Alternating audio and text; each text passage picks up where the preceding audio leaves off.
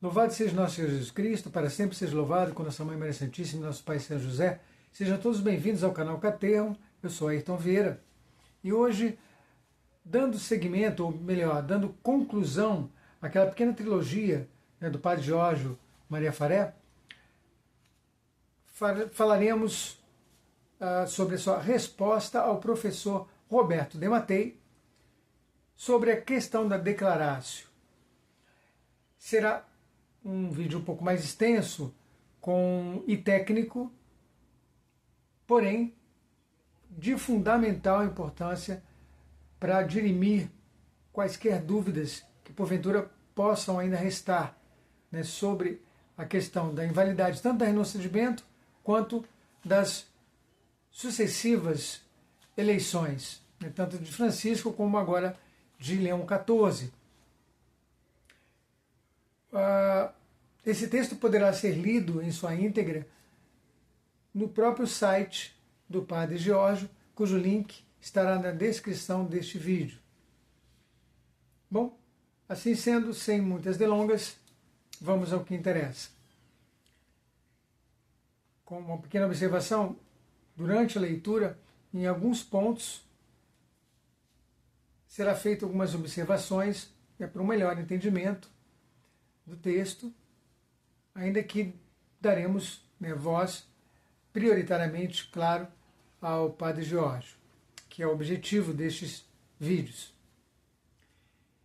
Esta intervenção nasceu como resposta a um artigo publicado pelo professor Roberto de Mattei no site correspondenciaromana.it. O artigo, intitulado Uma narrativa sem provas, a sede impedida de Bento XVI, foi divulgado em duas partes, publicadas, respectivamente, em 18 e 27 de dezembro de 2024.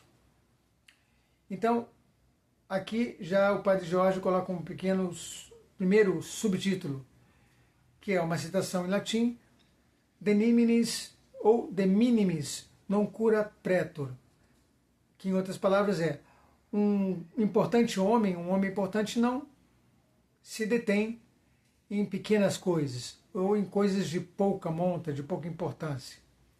Entenderemos o porquê desta citação. O artigo do professor de Mattei revela, já na primeira leitura, traços de retórica demagógica e ocasionais tons irreverentes. Na verdade, se a sua intenção fosse discutir seriamente, de forma científica, sobre uma questão tão controversa e delicada como a da declaratio, não precisaria escrever declarações deste tipo. : O Papa está impedido, pois, no universo Matrix, a humanidade está prisioneira de uma simulação virtual. Conspiração fantasiosa, em referência às teses daqueles que apoiam a sede impedida, hoje vacante. Os proponentes da chamada sede impedida de Bento XVI baseiam a sua tese numa narrativa ampla e detalhada dos fatos, sem fornecer provas suficientes que a justifiquem. Sua narrativa já foi refutada por autores de diferentes orientações. Lembramos os estudos da professora Geraldina Boni, do professor Manuel Ganarim, etc. Sua tese, em referência às teses da sede impedida. Continuou o Padre Giorgio. Estas declarações do professor de Mattei demonstram bem a metamensagem das suas intervenções. Deslegitimar, em todos os sentidos, a tese da sede impedida, hoje sede vacante. A propósito, desde dezembro de 2022. Para de Mattei, os argumentos daqueles que propõem uma leitura alternativa da declaratio nem sequer podem ser considerados verdadeiras teses, exceto entre aspas. E, ademais, estas teses encontrariam um lugar mais apropriado nos cinemas. Mas tudo isso é muito estranho, porque entre o que o professor de Mattei escreve e o que faz, há uma certa contradição. Pessoalmente, se eu fosse confrontado com teses fantasiosas, acho que não perderia um minuto da minha existência a refutá-las. E certamente, se essa narrativa fantástica já tivesse sido refutada por autores de orientação diferente, usaria o meu tempo de outra forma. Em vez disso, o professor regala-nos com uma série de artigos, todos eles dedicados à questão da sede impedida. Se é verdade que de minimis non curat praetor, ao pretor, não deveria importar coisas insignificantes, a grande atenção que alguns professores dedicam à questão da sede impedida sugere que não se trata propriamente de assuntos triviais.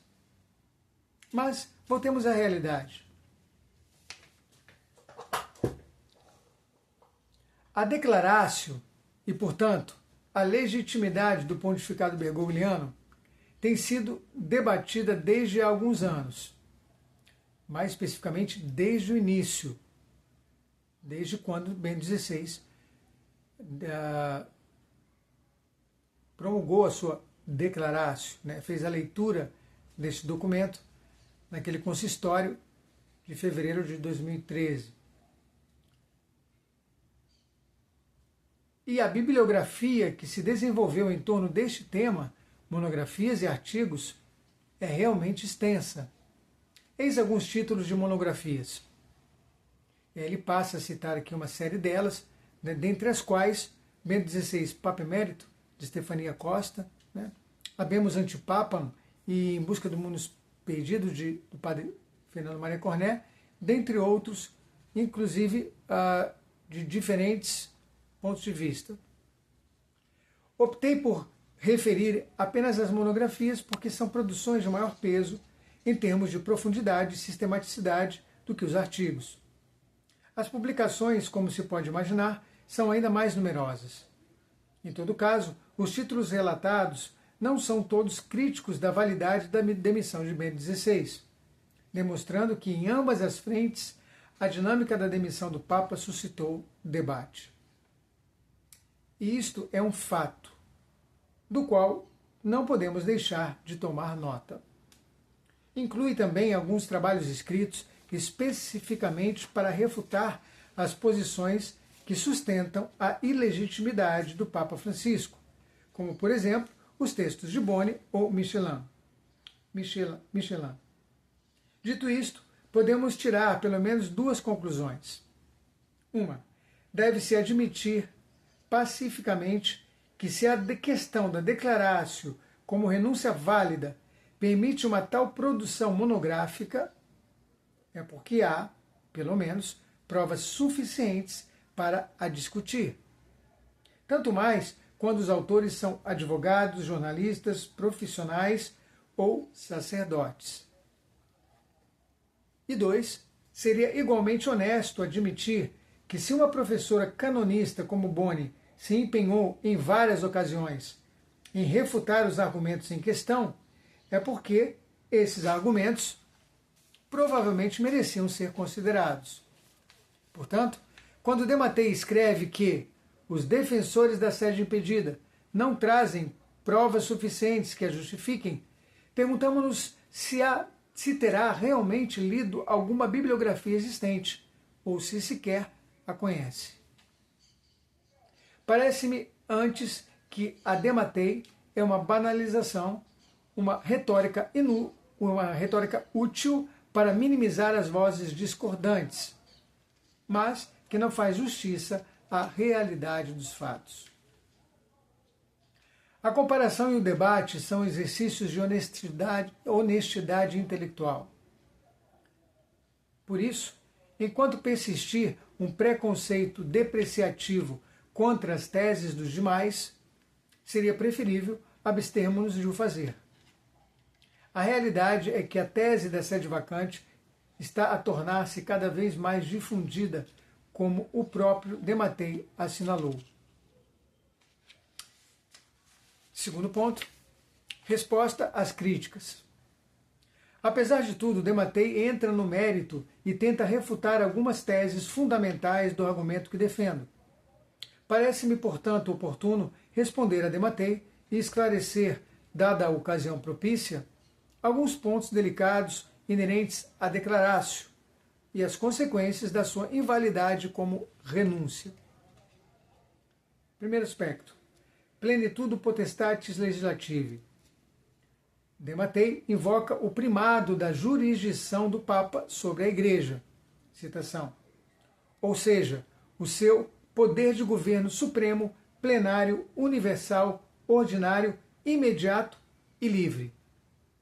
Para explicar como ele é superior ao direito canônico, embora no que diz respeito ao direito divino e natural, que constitui o limite do seu poder. Embora no que diz respeito ao direito divino e natural, que constitui o limite do seu poder. Citação. Para fundamentar esta posição, Dematei sublinha como o Papa pode modificar ou abrogar as leis e outras disposições em vigor, mesmo que emanadas dos seus predecessores ou dos concílios e a fortiori dos seus subordinados. Já respondi a esta crítica no meu artigo de resposta à professora Boni. Citação. Mas talvez seja útil voltar a alguns pontos. E aqui é interessante que a resposta que ele vai dar serve a todos aqueles, inclusive que durante esses anos eu ouvi pessoalmente dizerem que o Bento XVI fez o que fez simplesmente porque ele poderia ter feito. Ponto final. Sem maiores respostas do porquê dele ter se comportado de forma absurda, contraditória com relação às próprias leis vigentes, que sequer ele as modificou antes de agir em consequência. Vocês entenderão do que eu estou falando.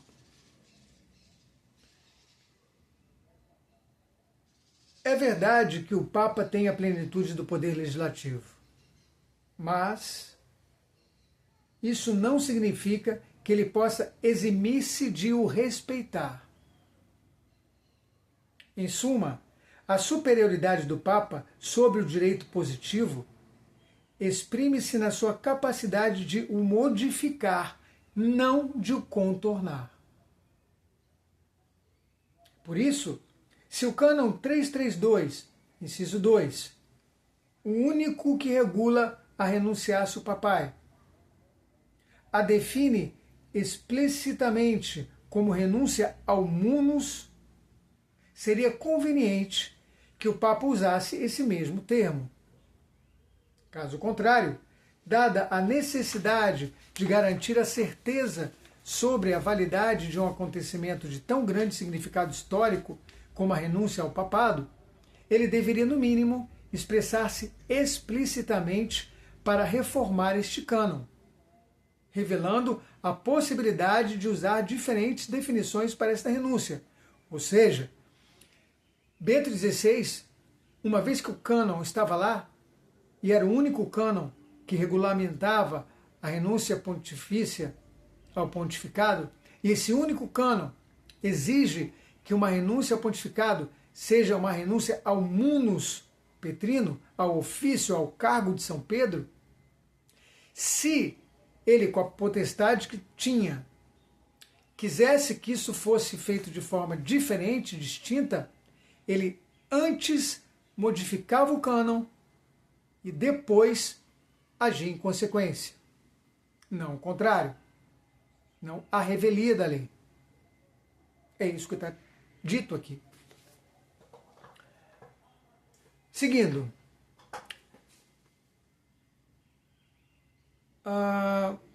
Onde eu parei? Mesmo uma simples avaliação com base no senso comum deveria questionar-nos sobre as verdadeiras intenções de Bento. Se existe apenas um cânon, como ainda hoje, no Código de Direito Canônico, que regula a renúncia ao ofício petrino, É muito provável, para não dizer certo, que Bento o tenha consultado antes de escrever a sua declarácio. Além disso, considerando que na declarácio o Papa usa e distingue o termo munus de ministerium, por quê?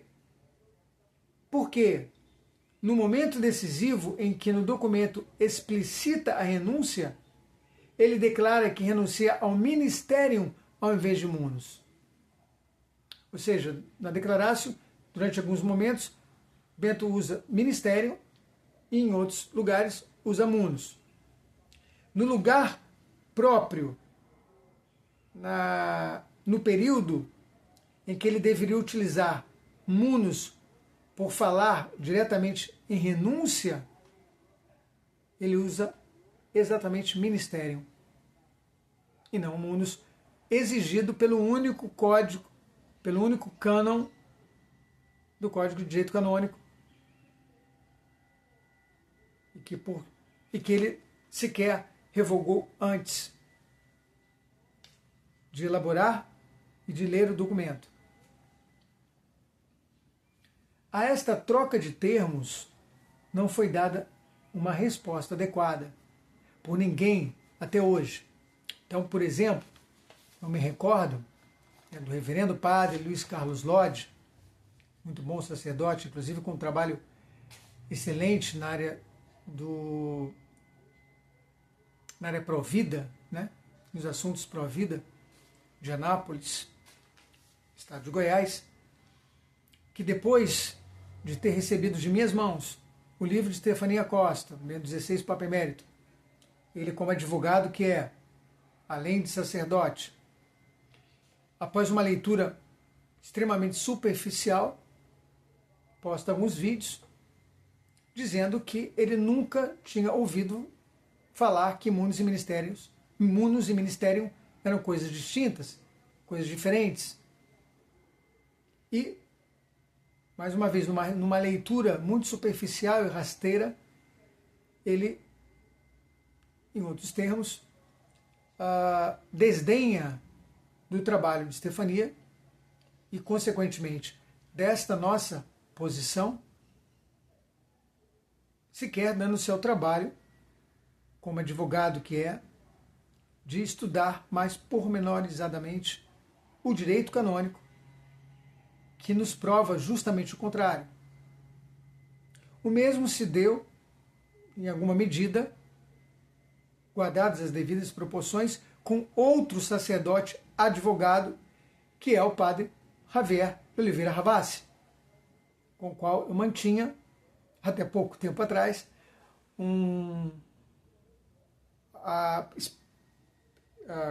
qual é o termo? Esporadicamente, contatos, e desde o início, vínhamos conversando sobre essas questões, eu indicando a ele diversas leituras e algum material que vinha sendo produzido a respeito, como para muitos outros sacerdotes que, curiosamente, contra o próprio direito canônico que deveriam defender,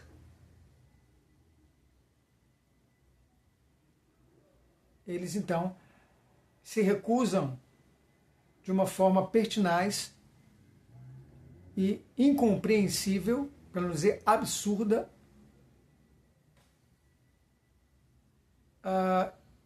em não ir a fundo o suficiente para entender toda essa questão, apesar de todo o material produzido ainda hoje, das discussões ainda hoje realizadas. E quando eu cito apenas como exemplo, porque eu sempre evitei, né, de citar nomes, etc., salvo em muito pontuais situações, circunstâncias.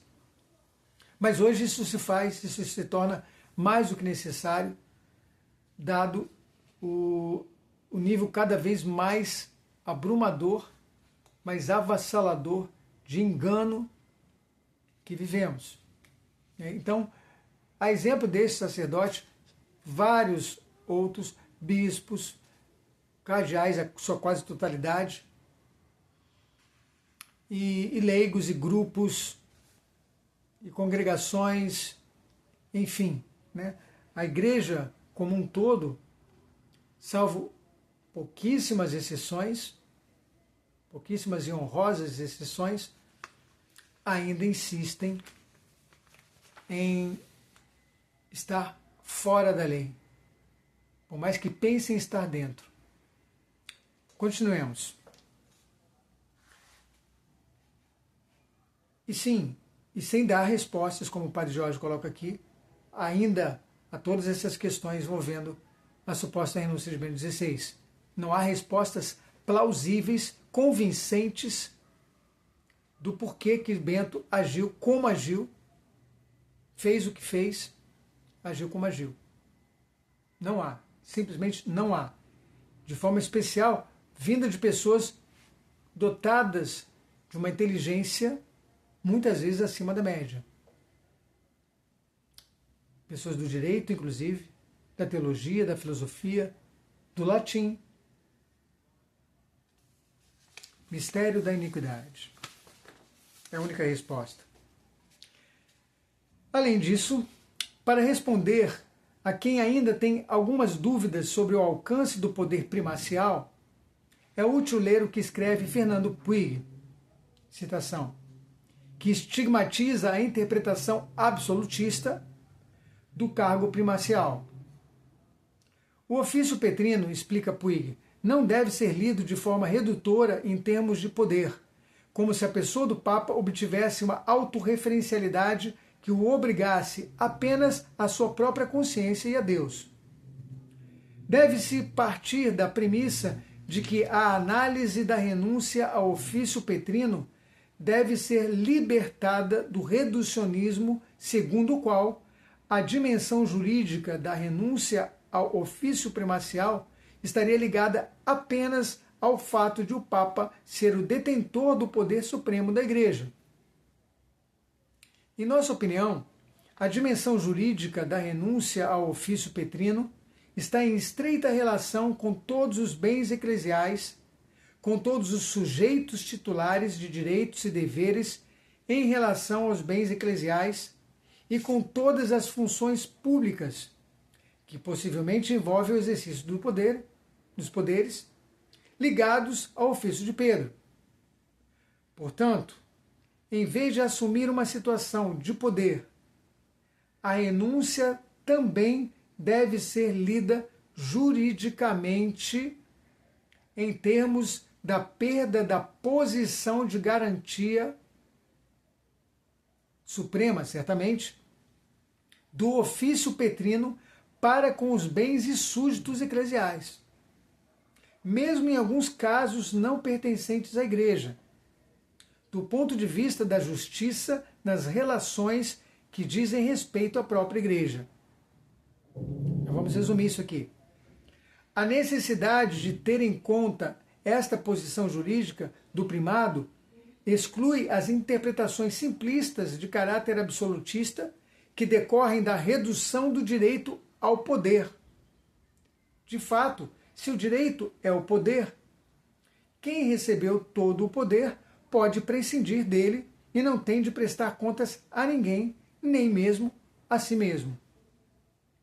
As declarações segundo as quais o Papa responde apenas a Deus, ou que o único superior do Papa é Deus, embora respondam a princípios verdadeiros, são, neste contexto, enganosas, até mesmo superficiais.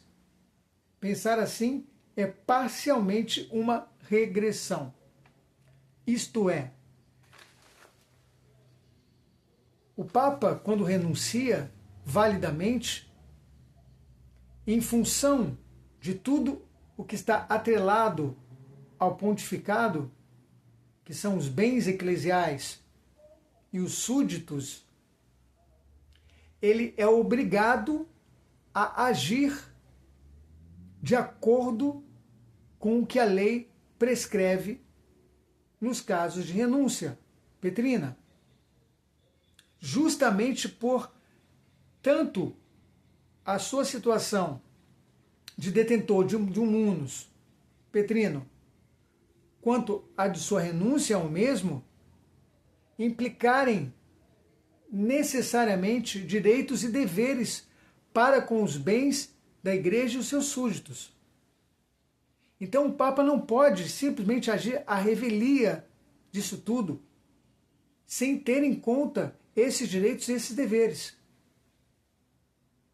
Motivo pelo qual Bento XVI não poderia jamais, uma vez mais eu digo, jamais, tendo renunciado validamente ao pontificado ou ao munus petrino, ter continuado do jeito que ele continuou até o fim da vida. Não poderia. E aqui é uma outra pessoa ligada ao direito que vai nos esclarecer sobre isto. E aí continua o padre Faré. Puig, deve-se notar, considera a declarácio de Bento XVI uma renúncia válida. No entanto, é útil citá-lo porque deixa claro, ou seja, uma voz insuspeita. E aí o padre Jorge explica, é útil citá-lo porque deixa claro que o primado de jurisdição do Papa não é uma ferramenta adequada para analisar a questão da declarácio. Ou seja, a declaração não pode ser lida, analisada, estudada à luz desse princípio. Por quê? Vamos ver. Em essência, Puig nos diz que o poder do Papa não pode ser considerado isoladamente, sem considerar também os deveres que implica para com todos os bens e súditos eclesiais. É o que foi acabado de se explicar, o que acabei de explicar logo atrás. Dematei contesta a um outro ponto, renúncia ou declaração de renúncia. Dematei contesta a distinção entre ato declarativo e renúncia efetiva, aplicada à declarácio de Bento XVI. Na verdade, ele define problema linguístico que é mais repugnante ao bom senso do que a doutrina. Em outras palavras, Dematei acha que a declaração de Bento XVI de renúncia, a leitura daquele texto, já foi uma renúncia. Ou seja, o ato declaratório é a mesma coisa que a efetivação da renúncia. É o que o padre Jorge vai contestar também. Na realidade, a distinção dos referidos atos linguísticos é uma noção partilhada pela maioria dos linguistas, filósofos, antropólogos, etc. Mas creio que o elemento que melhor explica esta diferença se encontra na própria declarácio. Depois de declarar que renuncia ao ministérium, o Papa especifica que as consequências do seu ato ocorrerão a partir da 20ª hora do dia 28 de fevereiro. O que isto nos diz sobre a natureza do documento lido pelo Papa? Diz-nos que mesmo que, como Dematei, e todos praticamente, o considerássemos um ato de renúncia válida, todos os que consideraram, né, junto com Dematei, este não teria entrado em vigor no momento da sua proclamação. Prestem bem atenção aqui. A sé de Pedro, no final da declarácio de 11 de fevereiro, perante os cardeais, não se encontrava em estado de ser vacante. Nos dias seguintes, o Papa continuou a exercer o seu cargo, ou ofício, ou munus, e no dia 22 de fevereiro, uma semana antes, emitiu também um motu próprio, que foram as normas não nulas, que alterava 2 ou 3 pontos da Universo Dominici Gregis, como já vimos em vídeos anteriores. Portanto, se alguém declara renunciar e ao mesmo tempo não efetiva a renúncia, e este adiamento não pode ser contestado por ninguém, dado que Bento continua a ser Papa até dia 28 de fevereiro, é claro que ele mostra e que sabe e usa a diferença entre um ato declarativo e a sua confirmação. Próximo ponto. O intervalo entre o ato de renúncia e sua entrada em vigor invalida a renúncia? Como consequência natural do ponto anterior, esse deveria ser colocado imediatamente. Então, esse intervalo que Bento XVI decretou entre a sua suposta renúncia e a efetivação da mesma, invalidaria uma renúncia? Dematei sustenta que o intervalo posto por Bento XVI não repercute na validade da renúncia. E com ele, a maioria. Além disso, afirma que o Papa tem o direito de decidir o método de renúncia ao pontificado, especialmente porque, como foi dito, o direito canônico não prescreve procedimentos particulares para a abdicação. Dematei erra ao afirmar a inexistência de regras de renúncia. Em primeiro lugar, o ministério petrino é um ofício eclesiástico, certamente único no seu gênero, e como tal, a sua renúncia é um ato jurídico regulado pelo cânon 189, parágrafo 3. Este cânon afirma que a renúncia, que não necessita de aceitação, e o ministério petrino se enquadra nesse caso, produz efeitos com a comunicação do renunciante feita nos termos da lei. Então, claro, há o cânon 332, inciso 2, que regulamenta a renúncia do pontífice. Tendo em conta estes pressupostos, Dematei erra ao afirmar não haver procedimentos específicos para a abdicação do papado. E com ele erram todos os demais.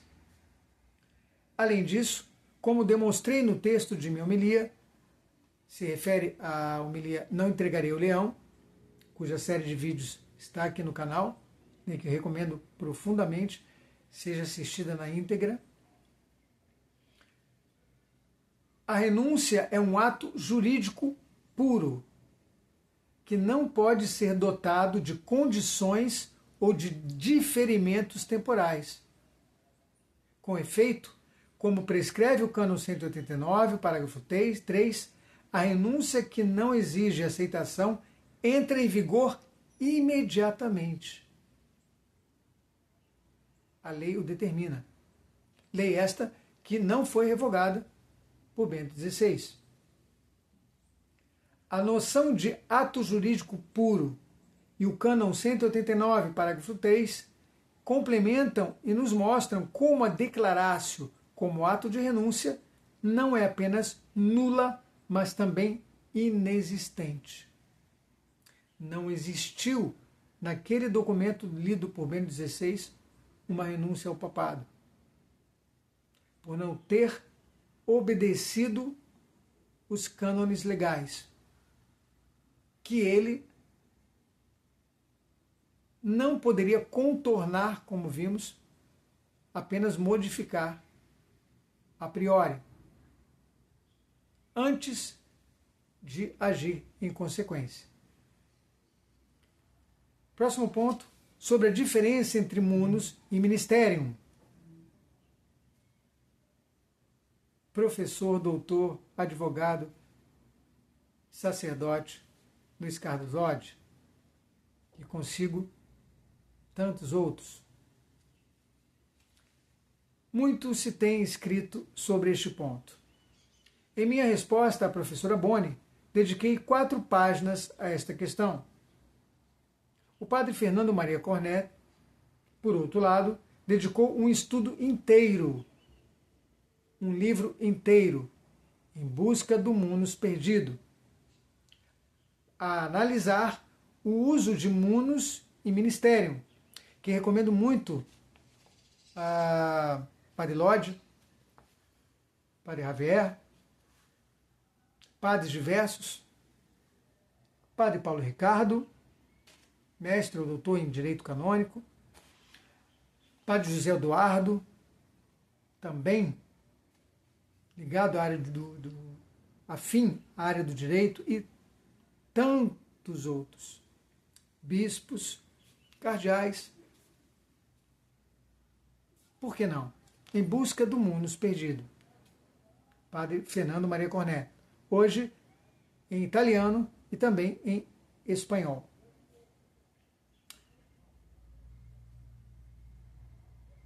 Então, o Padre Maria Cornet dedicou um estudo inteiro para analisar o uso do munus e ministério na tradição latina, na tradição cristã e, sobretudo, no magistério. Uma leitura de sine qua non, em especial para todos os sacerdotes, advogados e os que pretendem minimamente entender com seriedade, com a seriedade devida, essa questão. E não só eles, os nossos católicos da área do direito, nossos advogados, nossos juízes, nossos desembargadores, como os nossos homens do direito canônico.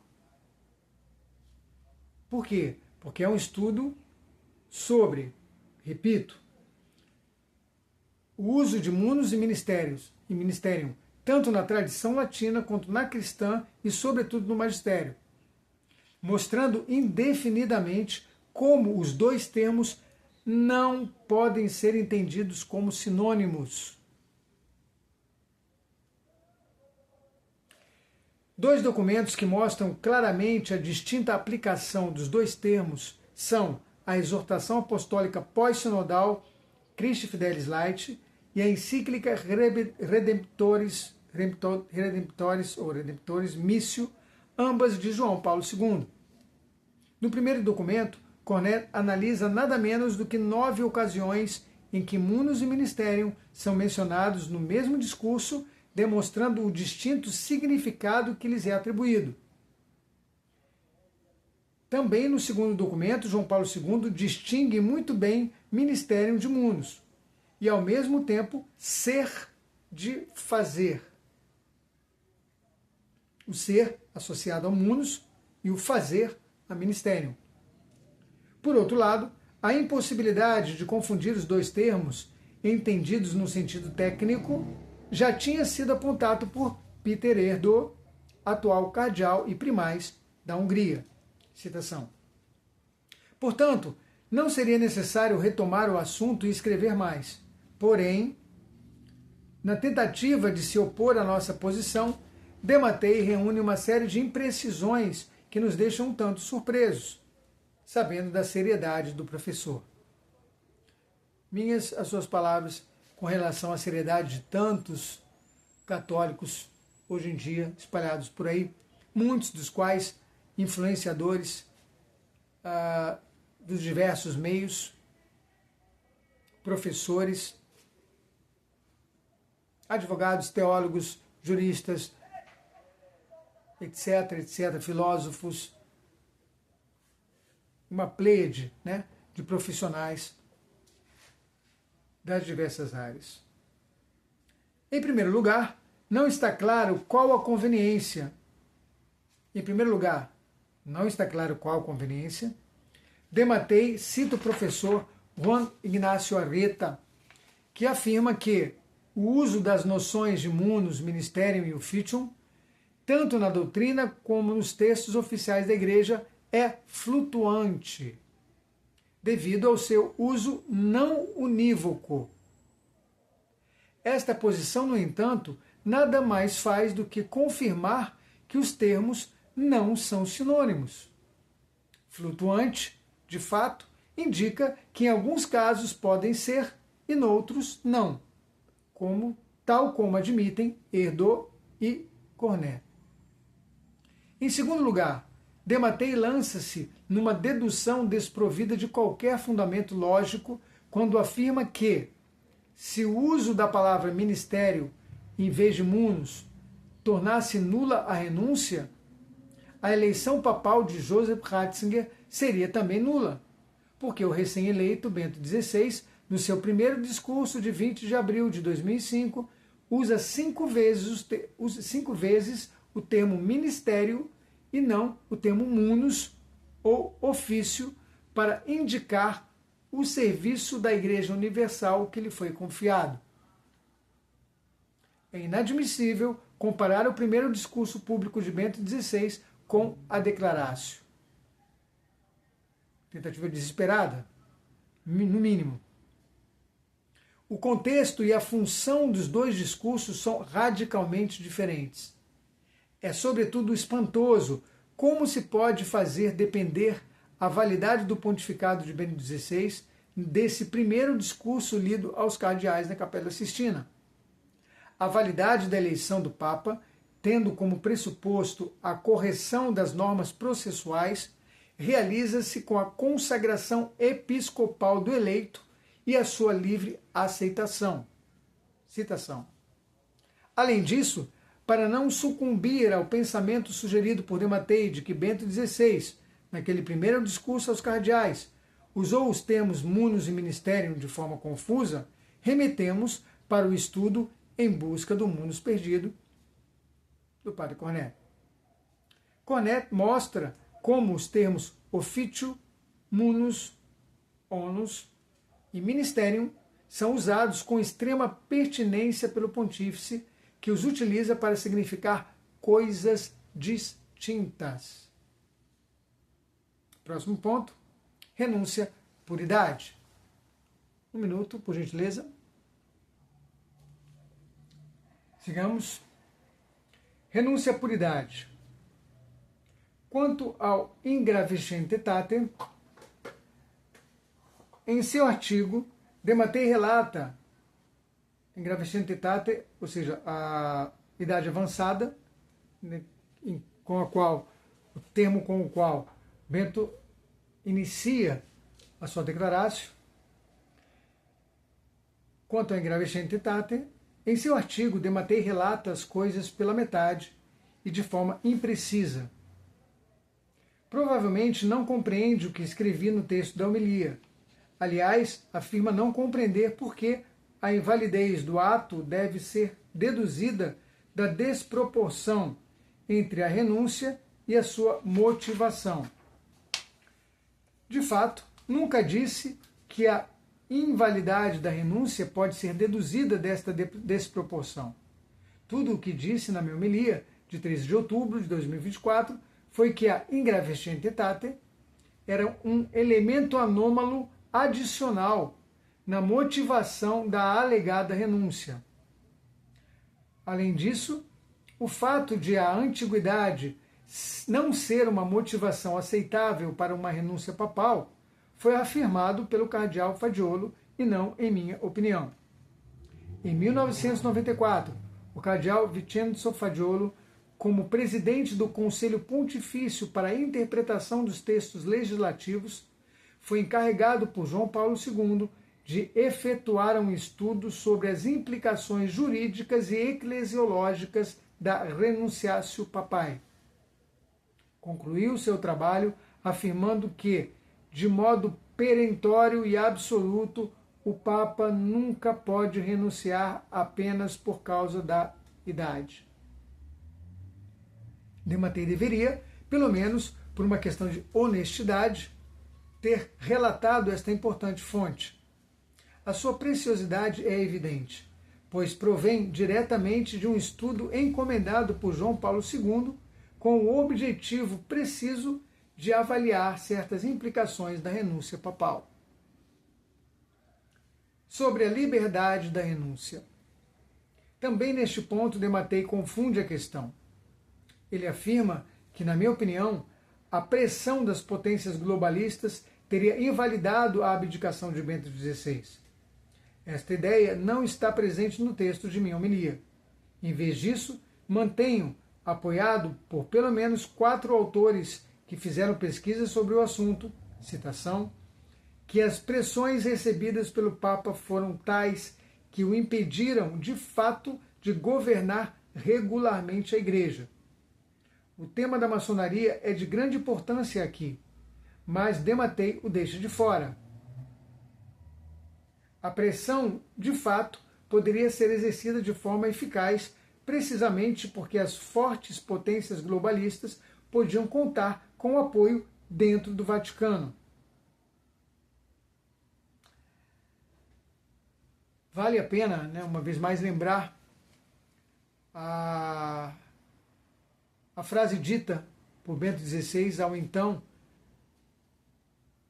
superior da Fraternidade Sacerdotal São Pio X, ou São Pio X, o bispo Dom Bernardo Filei, que, indo ao Vaticano cobrar de Bento XVI mais pulso, mais energia, mais governo, mais autoridade, recebeu como resposta um apontamento até a porta do escritório de Bento e a frase, a minha autoridade termina desta porta para fora. O que ficou mais do que comprovado com a questão dos Vatilix, todo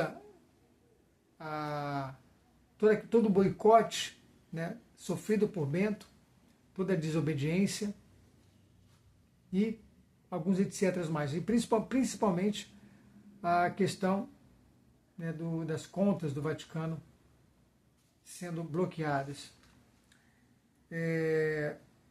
Sigamos o texto.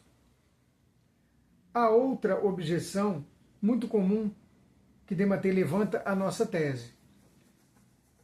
Se Bento XVI estivesse sob pressão, deveria tê-lo dito, mas em vez disso, sempre confirmou que a sua decisão foi tomada livremente e com plena consciência. Devo fazer também um outro parênteses aqui. Eu mesmo ouvi diversas vezes esse mesmo argumento fajuto, falho, e acrescentado, inclusive, por adjetivos de covarde, medroso, modernista, para supostamente justificar por que Bento XVI não tornou público a questão, não tornou pública a questão da sede impedida.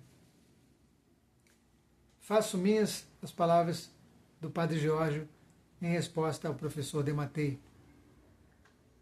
Antes de entrar nessa questão, devemos partir do princípio de que estamos passando do termo da objetividade canônico-magisterial para o da subjetividade do pontífice, o que significa que só podemos avançar em suposições baseadas na evidência, na lógica e no senso comum. Não mais do que isso. A objeção de Mattei revela uma recusa obstinada de compreender sequer o que estamos dizendo. Explico. Discutir honestamente a sede impedida é dar crédito, ao menos por um momento, à possibilidade de a realidade não ser apenas a aparência que se manifesta diante dos nossos olhos. Isto não significa viver na Matrix, nem conjecturar diatribes. Significa, antes, não ser ingênuo e não viver à superfície das coisas. Lembram-se da história do profeta Miqueias, quando foi chamado por Acabe, rei de Israel, para dar um oráculo sobre o resultado da guerra contra Ramote de Gileade? A primeira resposta de Miqueias é: vitória de Israel. Exatamente como disseram os outros profetas que já tinham sido ouvidos pelo rei. No entanto, essa resposta não é verdadeira.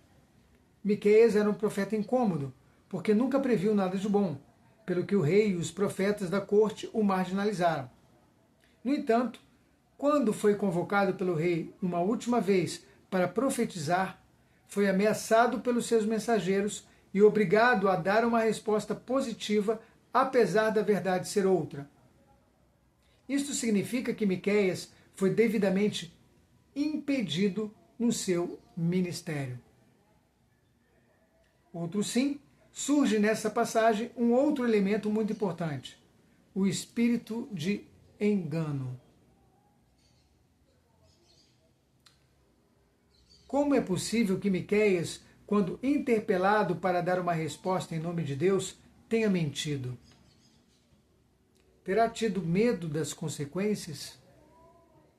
Não é certamente o caso. Um profeta é chamado a gritar a verdade, custe o que custar. Mas, neste caso, foi o próprio Deus que autorizou o engano, como castigo pelo orgulho do rei Acabe. Citação bíblica. E o Senhor disse: quem enganará Acabe, rei de Israel, para que ele marche e pereça em Ramote de Galaade?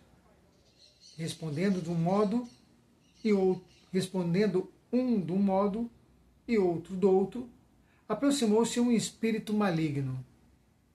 Apresentou-se diante do Senhor e disse: eu o enganarei. O Senhor disse-lhe: como o enganarás tu? Ele respondeu: irei e serei um espírito mentiroso na boca de todos os seus profetas. Disse o Senhor: tu o enganarás e prevalecerás. Vai e faze-o assim. Eu te permito. 2 Crônicas 18, 19 e 22. Refiro este episódio, segue o Padre Faré, episódio bíblico, para mostrar como é ingênua a visão daqueles que tendem a fazer a leitura mais simplista, da realidade. Deus é capaz de se esconder e de se esquivar através do comportamento dos seus enviados, servir corações obstinados que desprezam a verdade. Um exemplo destes deveria levar-nos também a distanciar-nos da formulação de juízos contra Bento XVI. Ouviram, senhores? Senhores leigos, senhores sacerdotes, senhores bispos, senhores cardeais, como o que fez na ocasião o cardeal Brandmüller, historiador, amigo de Bento XVI, ao não entender o porquê ele se utilizava das linguagens cifradas, segundo o que consta no livro Código Ratzinger, de André Schonte, aquelas linguagens cifradas, e não era claro, explícito nas suas declarações.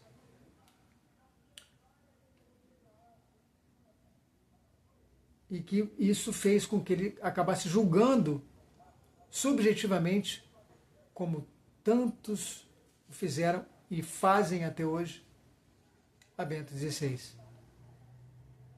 Em vez disso, com demasiada facilidade, Dematei, e com ele muitos, tende a duvidar da moralidade do sumo pontífice. O fato de faltarem estas razões para a renúncia levanta questões sobre o comportamento de Bento XVI. Citação, palavras de Dematei. Se o professor tivesse vivido no tempo de Miqueias e o tivesse ouvido dar esta resposta ao rei Acabe, duvidaria também da moralidade do profeta? Deixo este interrogante na esperança de que possa suscitar uma reflexão mais profunda. E nós com ele. Feito este excurso bíblico, talvez compreendamos melhor como Bento XVI, encontrando-se sem espaço suficiente para governar e comunicar como gostaria, por ser demasiado inconveniente à ideologia dominante, imaginou e preparou a estratégia da sede impedida. Dematei sustenta, então, que a Constituição Apostólica Universe Dominici Gregis, de 1996, mesmo que ameace aqueles que se tornam protagonistas de acordos anteriores à eleição do Papa, com excomunhão late sentença, não considera inválida a eleição que se segue a estas manobras. Citação. Na realidade, professor Dematei e demais, as coisas não são assim. Cito uma parte do meu artigo em resposta a Boni que esclarece este aspecto. A este respeito, cito apenas uma opinião contrária à do cardeal Raymond Leo Burke, antigo prefeito do Supremo Tribunal da Signatura Apostólica, o mais alto órgão judicial da Igreja Católica. Numa entrevista de 2019 ao analista e apresentador dos meios de comunicação social americanos, Patrick Coffin, afirmou, aspas, cardeal Raymond Leo Burke,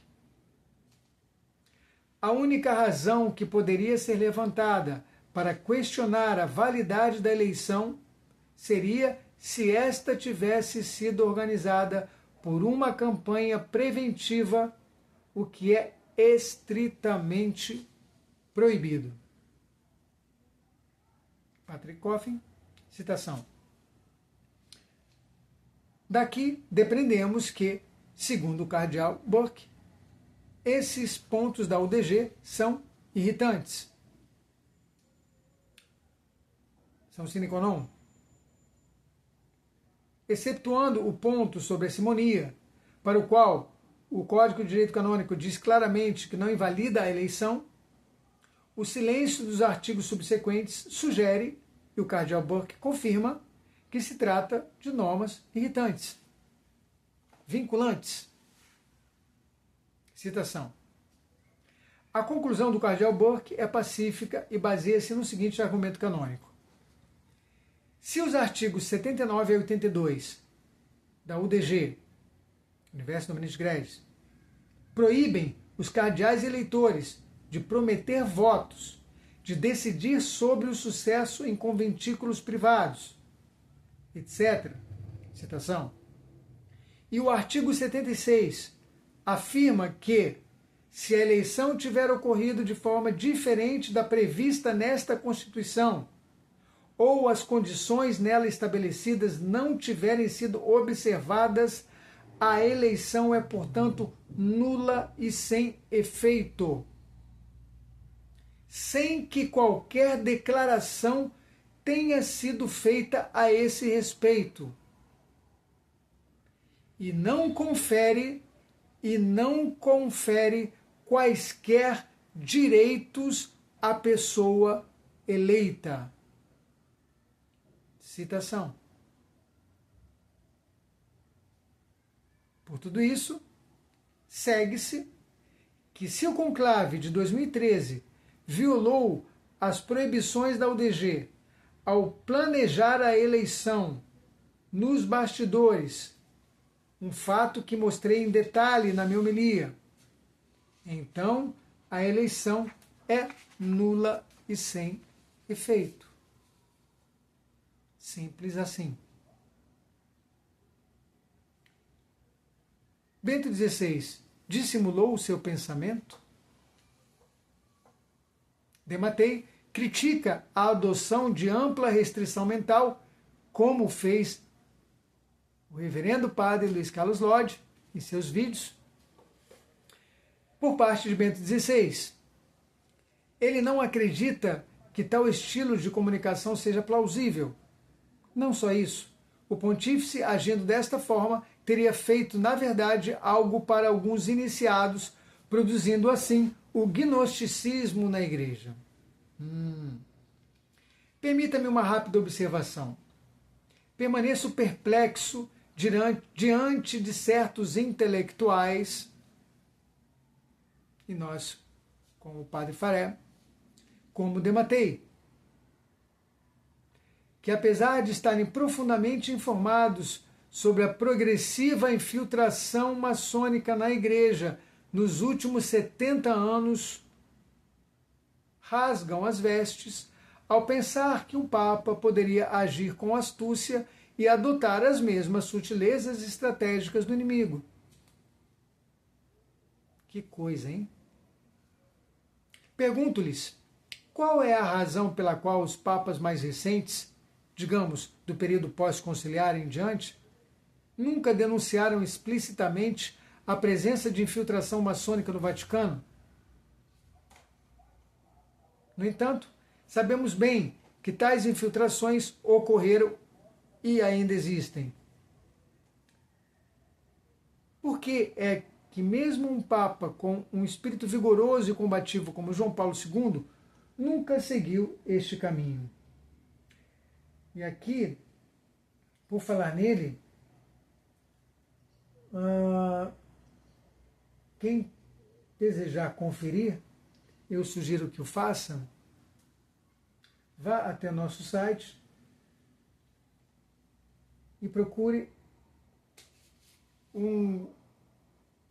creio que é o terceiro ou quarto vídeo antes deste, eu vou confirmar agora. O vídeo intitulado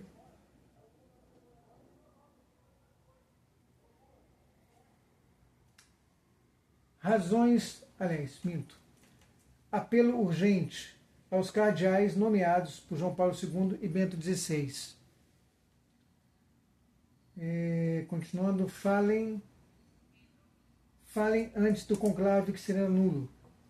Esse vídeo tem uma entrevista muito interessante do Arturo, periodista da Espanha, com uma advogada que trabalhou no Vaticano à época de João Paulo II e que aproximadamente a partir do minuto 30 do vídeo ela dirá que João Paulo II fez uma declaração de que havia, naquele momento, mandado elaborar uma lista, vejam, uma lista de anticardeais ou de cardeais, mais especificamente de cardeais excomungados late sententia por sua pertença e filiação à maçonaria.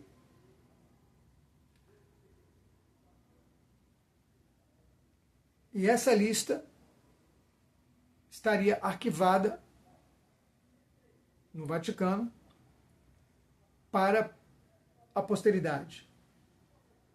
E aí, os mesmos perguntantes que porventura estiverem ouvindo agora esta colocação, continuarão se perguntando, e por que então ele também não botou no ventilador tudo isso? E aí a gente realmente se pergunta, como o Padre Faré, né?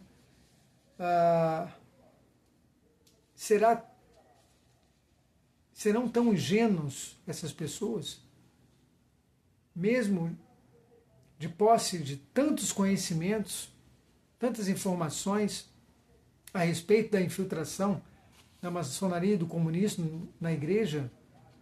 Santa inocência, Batman, né? Já dizia Robin dos anos 70.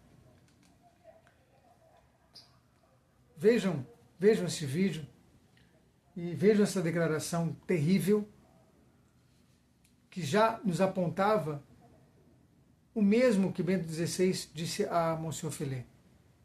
É que os papas, em especial, não a partir do Concílio Vaticano II, já vemos isso, já com São Pio X, por exemplo, se é para citar, uma vez citando a fraternidade, o próprio São Pio X, que sequer conseguiu concluir o seu pontificado e fazer o que queria e fazer valer 100% ali a Pachende, porque já havia um nível de infiltração medonho, a ponto de, naquele momento, a maçonaria ter declarado publicamente que ocupariam o Vaticano, com faixas postas diante da Basílica de São Pedro. Nós ocuparemos o Vaticano, nós tomaremos o Vaticano.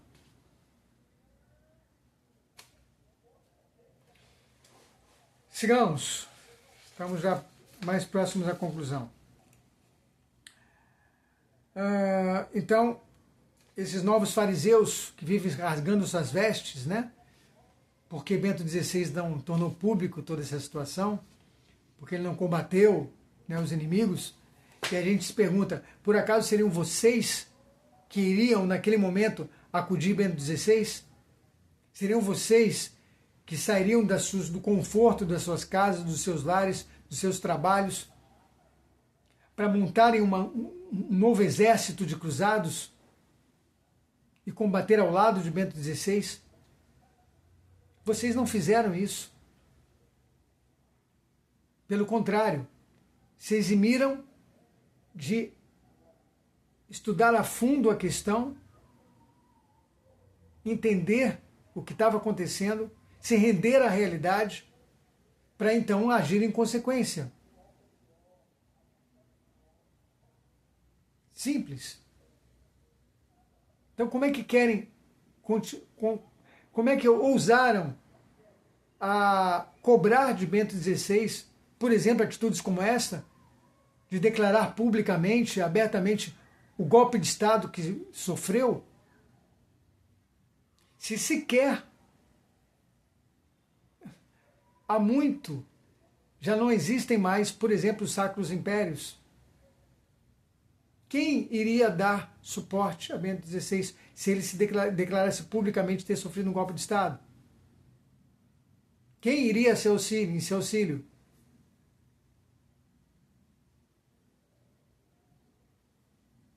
Perguntas incômodas que até hoje não querem calar e que as fazemos não no intuito de nos colocarmos acima de qualquer um que seja, ou dessas situações, não. É porque sempre nos soou, a mim principalmente, muito hipócrita, muito farisaico, hipócritas, farisaicas, estas cobranças a Bento XVI, ao ponto de considerá-lo um covarde, um medroso, um pusilânime, um modernista.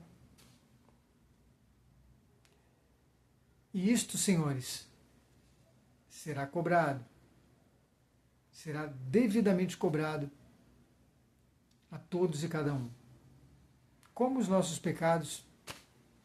Mas em se tratando deste tema e de um Papa, não por acaso São Vicente Ferrer passou o resto de sua vida, apesar de toda a santidade, fazendo penitência, após descobrir que apoiava um antipapa no lugar do Papa verdadeiro.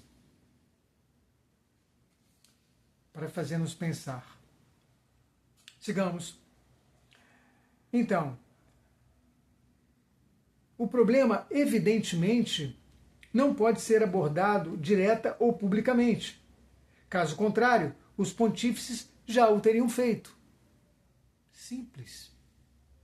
Se pudesse ser feito, eles o teriam feito. Além disso, as razões desta escolha, embora não possam ser afirmadas com certeza, são compreensíveis. É muito ingênuo acreditar que a solução possa passar pela denúncia pública. Ingênuo para ser generoso. E então, é o que eu acabei de dizer agora, né? E então, a quem um Papa poderia recorrer? Aquele que é soberano no Vaticano e tem poder primacial sobre a Igreja Universal. Denunciar publicamente significa admitir que não é capaz de resolver o problema e, portanto, equivale a um pedido de ajuda externa. Mas surge um problema teológico intransponível.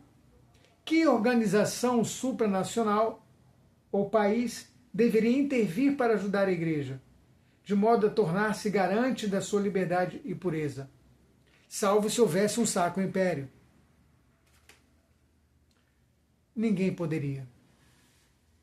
Só Jesus Cristo pode ser o fiador da sua Igreja, mais ninguém.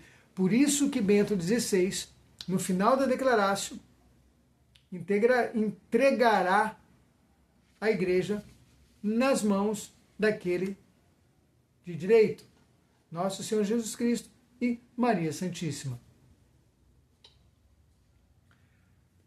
Os papas, desde São Pio X, compreenderam bem que não podem procurar uma solução temporal e imediata para um problema cuja raiz é, antes de mais, espiritual. Pensemos nesse primeiro ramo maçônico, que é o modernismo. São Pio X, nos seus 11 anos de pontificado, tentou de todas as formas extirpar diretamente, publicamente, essa praga, mas não conseguiu. Citação. Isto faz-nos compreender como a estratégia de confronto direto com a infiltração maçônico-modernista acaba por não ser decisiva. Dematei, como historiador que é, escreveu um excelente volume em que trata precisamente deste assunto. Citação. E está, portanto, bem consciente da ineficácia destes meios. Poderíamos então pensar que pelo menos os fiéis deveriam ser informados da infiltração maçônica. Mas, perguntamos, como poderia um fiel ou mesmo um simples sacerdote intervir para remediar esta praga? E qual é o propósito de colocar tal fardo sobre os católicos de todo o mundo, com o risco real de desorientação irreparável e múltiplas divisões maiores do que as que já existem hoje? Estas são algumas das presumíveis razões pelas quais os papas optaram por não gerir o problema da infiltração maçônica através de uma estratégia pública e direta. Dito isto, acusar Bento XVI de gnosticismo ou de ausência de espírito sobrenatural, citação, porque escolheu empreender uma estratégia sutil e inteligente, é simplesmente incomentável. Heresias de Francisco e aceitação pacífica e universal. Olha ela aí. Dematei afirma que a existência de heresias apoiadas por Francisco não está provada em termos teológicos e canônicos adequados. Citação.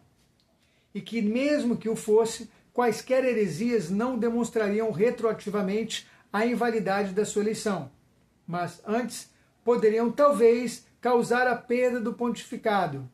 Citação. A questão merece uma investigação mais aprofundada e por isso remeto-vos ao meu próximo artigo dedicado ao problema do Papa herético. Menciono aqui apenas alguns elementos em resposta ao professor Dematei. Tomei a liberdade de falar de heresias apenas porque cardeais e bispos com muito mais autoridade do que eu o fizeram antes de mim. Se o cardeal Müller afirmou que algumas das declarações de Francisco estão formuladas de tal modo que podem ser razoavelmente interpretadas como heresia material, citação, creio que nem eu, nem o professor Dematei podemos pensar que sabemos mais. Embora seja verdade que a infalibilidade papal só entra em jogo quando o Papa define ex cathedra e que a heresia de um Papa poderia levar à sua perda ipso facto, é importante notar que todos os autores que trataram desta questão consideraram que a ausência do Espírito Santo protege um verdadeiro Papa do erro, mesmo quando ele não se pronuncia infalivelmente. Ouviram, senhores? Também notam que nunca na história da Igreja houve um caso de um Papa que perdesse o papado por heresia.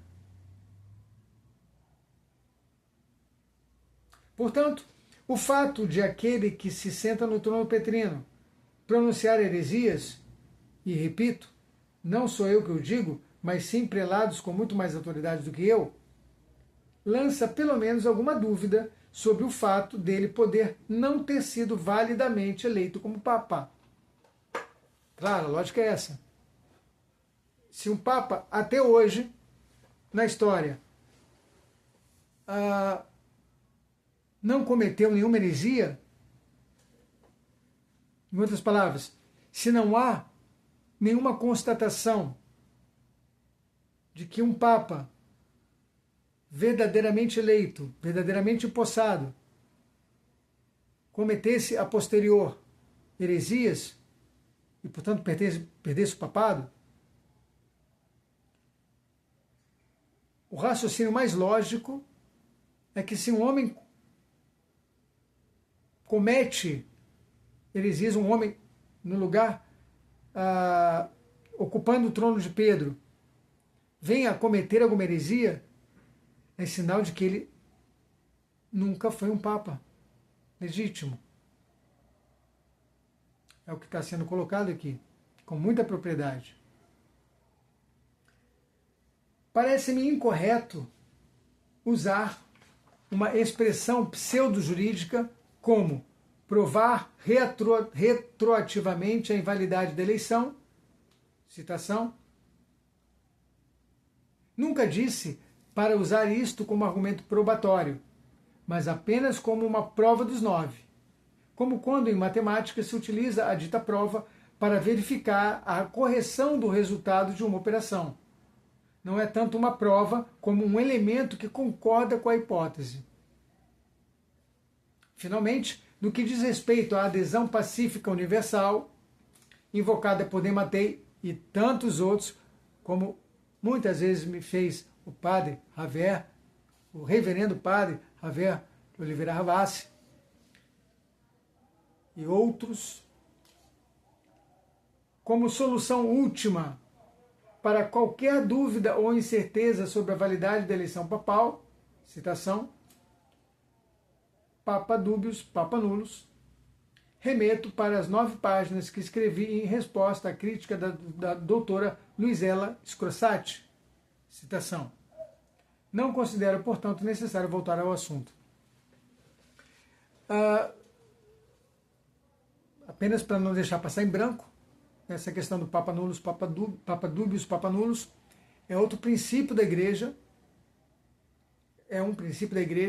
de que quando há reais e fundamentadas dúvidas de que alguém tenha sido eleito validamente, isso por si só é